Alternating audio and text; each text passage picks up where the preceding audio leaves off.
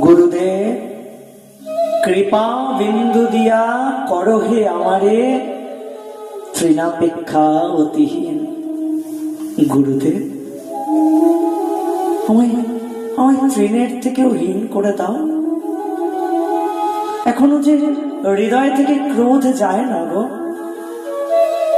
কি করে প্রেম পাবো গুরুদেব?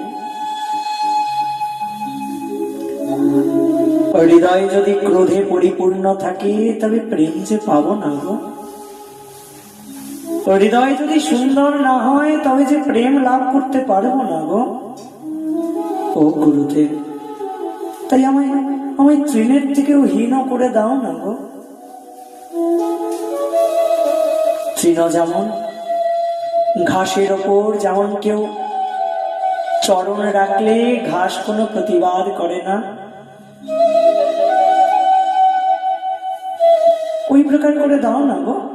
আবার এক পক্ষ বলছেন না না না, ঘাসের মতো হলেও চলবে না। ঘাসের ওপর কেউ চরণ রাখলে ঘাস প্রতিবাদ করে না, এটা সত্য, কিন্তু যখনই সে চরণটা সরিয়ে দেয় ঘাস আবার মাথা তুলে দাঁড়ায়। গুরুদেব আমায় এত হীন করে দাও যেন আমি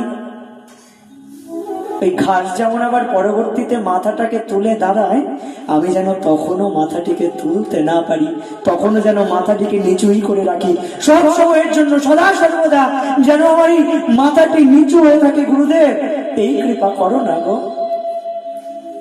গুরুদেব কৃপা বিন্দু দিয়া করহে আমারে তৃণাপেক্ষা অতিহীন।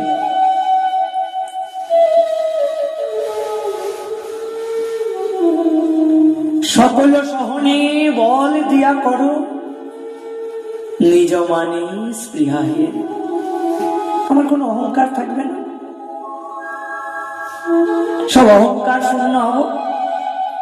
অহংকার শূন্য হয়ে শুধু জানবো গুরুদেব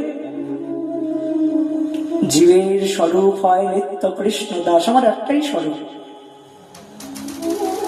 নিত্য কৃষ্ণ দাস আমি।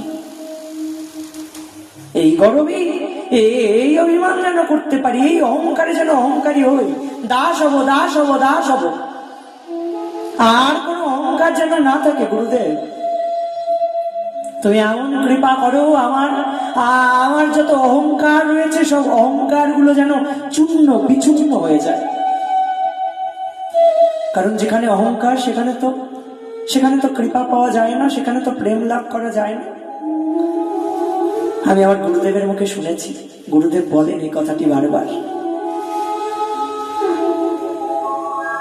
অহংকার তো পায় না নাগাল যেথায় তুমি ফেরো, রিক্ত ভূষণ দিন দরিদ্র সাজে, সবার পিছে সবার নিচে সব হারাদের মাঝে থাকো।